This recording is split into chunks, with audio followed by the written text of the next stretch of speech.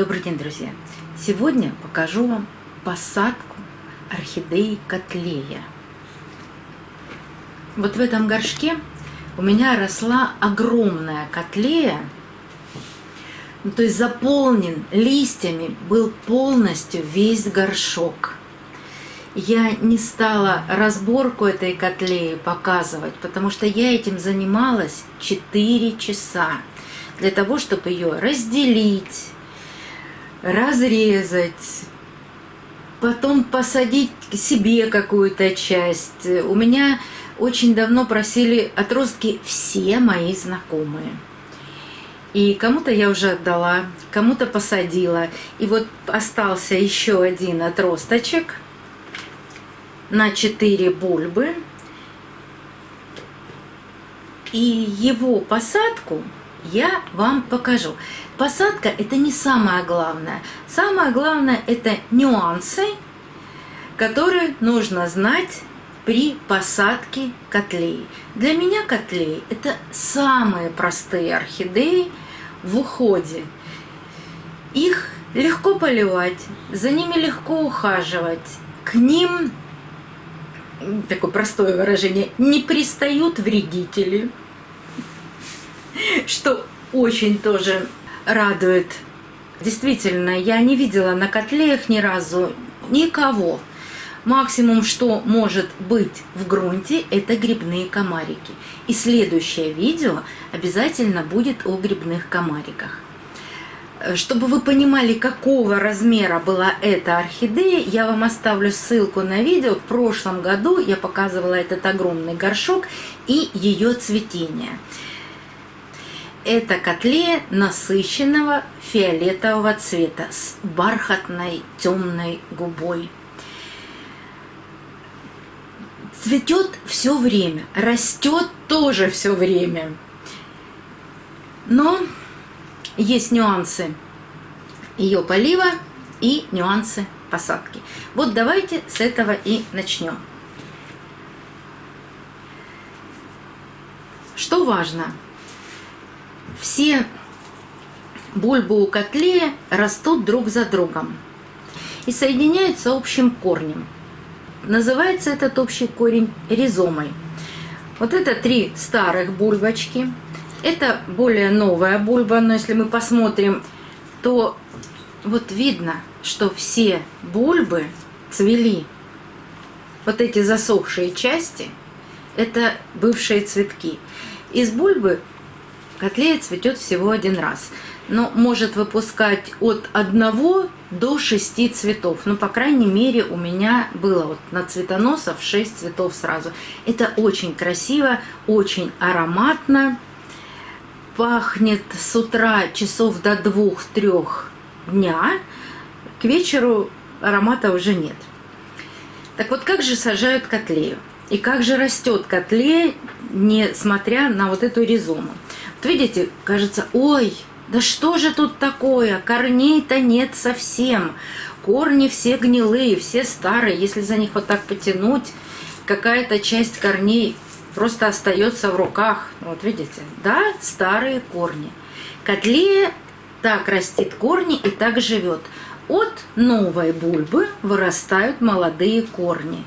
От старой бульбы будет расти новая бульбочка, и у старой корни они еще плотные, но уже не такие белые, красивые, с зелеными кончиками. Да, вот так. От старых бульб корни не растут и становятся вот такими неприглядными. Но они нужны в посадке, поэтому я не отрезаю все эти корни. Эти корни будут удерживать котлею в посадке. И не важно, что они там сгниют, пропадут, это абсолютно не важно. А вот эта новая маленькая бульбочка будет растить молодые корни. Так вот, для того, чтобы посадить котлею, нам нужно определиться. Вот здесь легко определиться, вот видно, что начнется рост. И растет обычно котле в одну сторону, но бывают такие экземпляры, которые могут расти во все стороны. Тогда, конечно, нужно посадить по центру горшка. Но если я предполагаю, что эта котлея будет расти в эту сторону, я беру горшок и вот так, не по центру, а ближе к краю, ставлю все бульбы и даю пространство для роста новых бульб. И засыпаю. Второй нюанс. Видите, растут бульбы не на одном уровне. Одна выше, другая ниже. Нам самое главное, чтобы последняя бульба была посажена на уровне грунта. Вот эту последнюю заглублять нельзя. Вот эти можно чуть-чуть заглубить, но тоже не очень сильно. Можно поглубже ее поставить в горшок, насыпать сначала на сантиметр ниже вот этой новой бульбы. И как только эта бульба начнет расти и давать корни, подсыпать грунт. Сажать лучше в непрозрачный горшок.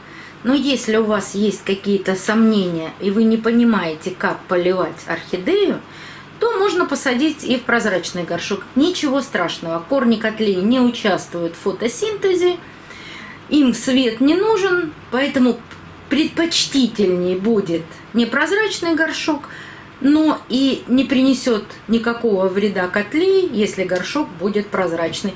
Но вы поймете, как поливать орхидею. Так, это первое. Еще вот оставила для вас один рост.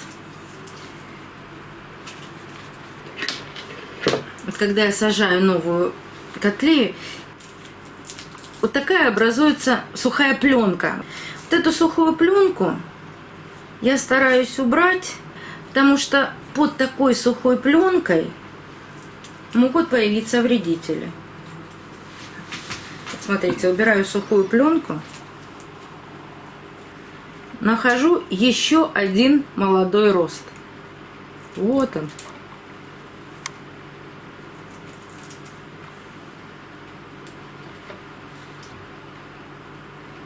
Вот эта котлея любит расти во все стороны, поэтому сажать ее в одну сторону не обязательно. Она может от всех бульб расти во все стороны и заполнять весь горшок, что у меня и произошло с большим горшком, вы даже не поверите. Тут еще и второй есть такой же. Он просто крошечный, я не думаю, что он разовьется, но все может быть. Вот еще второй тут есть такой ростик маленький. Она очень активная, эта котлея, поэтому я-то посажу ее по центру. Вот так. Так, убрали эти пленочки.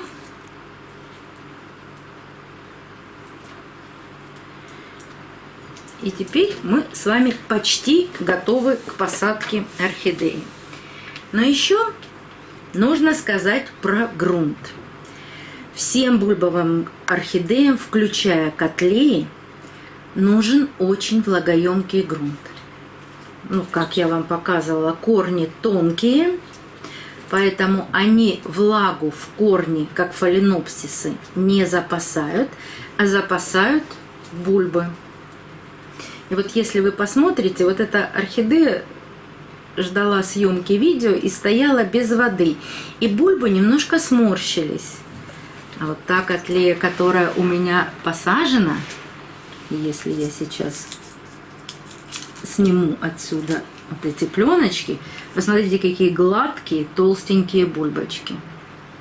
Вот такие и еще толще должны быть бульбы у котлеи. Гладкие, ровные, без складочек. А для этого нужен влагоемкий грунт. Что такое влагоемкий грунт? Это мелкая кора, кокосовые чипсы, совсем немного керамзита и торф. Грунт у котлей не должен просыхать так, как грунт фаленопсисов. Корни всегда должны оставаться чуть во влажном грунте и во влажном состоянии. Тогда котлея будет прекрасно расти и цвести. Но для того, чтобы котлеи и вообще все бульбовые орхидеи цвели, им обязательно нужно питание. И вот каждый день поливать каким-то удобрением у меня не получается. И я использую, уже много раз говорила, что я использую аминосил для бульбовых орхидей. Извините, кот погрыз упаковку. Вот здесь видно, что Юля у нас постарался. Он присутствует на съемке, конечно, но такие упаковочки очень любит грызть. Юля не присутствует, он спит. Ну, Юля спит, да. Сейчас он не безобразничает. И Ричи спит. Но как только у меня упаковочка остается на столе, ему обязательно нужно попробовать на зуб.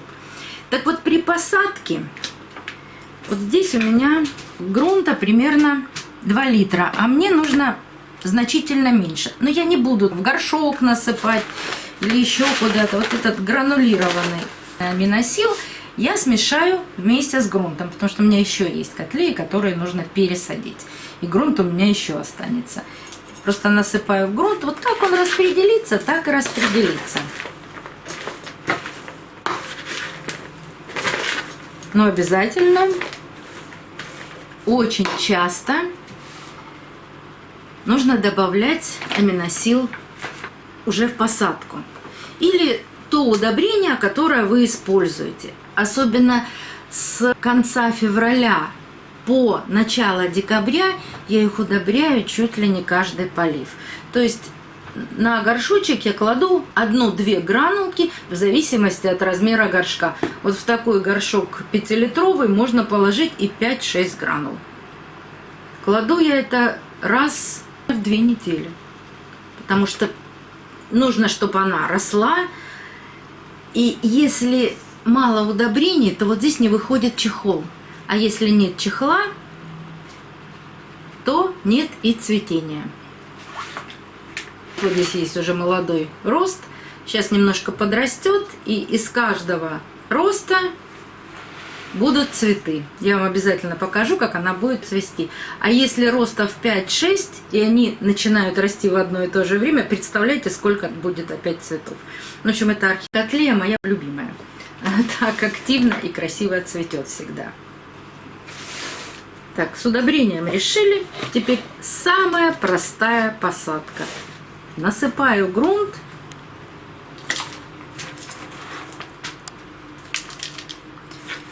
На весу держу по центру горшка орхидею.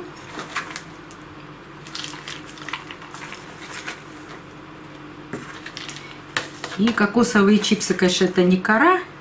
Их так просто не насыпешь туда. Они цепляются за корни.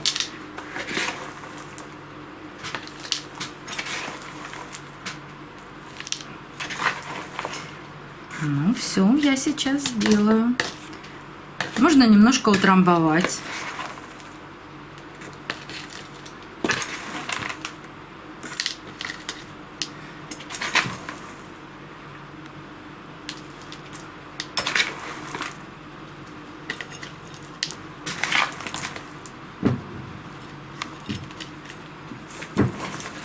Сейчас возьмем здесь такого кокоса побольше.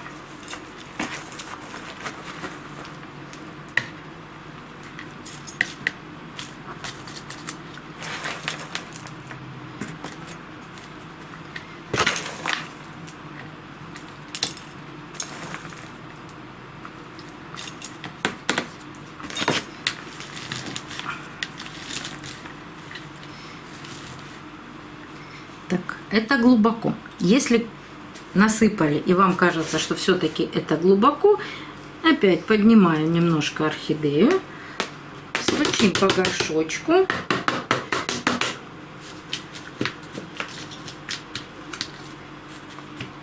И еще досыпаем немного кокосовых чипсов.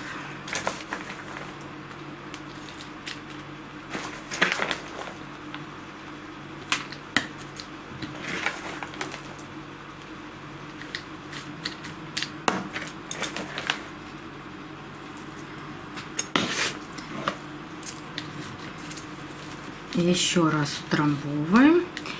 Если вдруг котлея плохо держится в горшке, ставим держатель,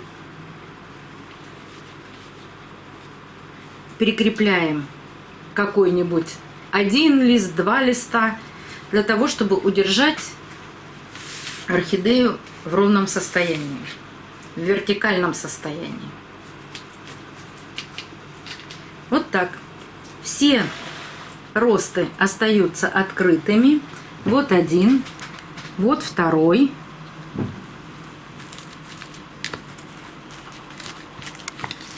Утрамбовываем грунт. И самый классический вопрос: а когда ее поливать? Сразу.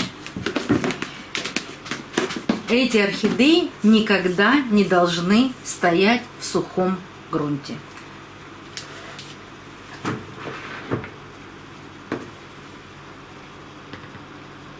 Все очень просто. В прозрачном горшке видно, как проходит вода, как она наливается, набирается в горшок. И теперь смотрите. Вот я налила воду, и горшок начал всплывать. Ну, то есть горшок у меня двойной, и внутренняя часть горшка начинает всплывать. Еще чуть-чуть воды. Сколько длится полив? Ну, первый полив длится часа 2. Потом я всю воду сливаю. Кокосовые чипсы сухие, кора тоже сухая. Но торф сразу набирает влагу в себя мгновенно. А все остальное нужно, чтобы хорошо пропиталось. И следующие поливы я делаю точно так же. Я наливаю воду, но не жду 2-3 часа, а смотрю, как быстро впитывает воду грунт, и опять сливаю. И так у меня получается, ну, раз в неделю. Котлеи опрыскивать не нужно, корни тоже не нужно. Можно поливать понемногу, но как обыкновенный цветок в земле. Вот больше, чем на сантиметр, грунт просыхать не должен. Но и вода из горшка тоже не должна вытекать. Не должен быть такой полив, что вот просто все течет из горшка. Всегда слегка влажный грунт. Через какое-то время, завтра, послезавтра, вот эти все бульбочки распрямятся и станут такими же гладкими, как и у этой котлеи. Будем ждать роста котлеи, выпуска корешков от молодых отростков, ну а потом цветение. Ну, скорее всего, я подарю эту орхидею. Она у меня предназначена для подарка. Увижу, когда она начнет расти, и отдам ее в добрые, хорошие руки. Все очень просто. Котлеи радуют своим цветением при правильном уходе очень долго, а аромат у них не поддается описанию. До новых встреч, друзья! Увидимся на канале.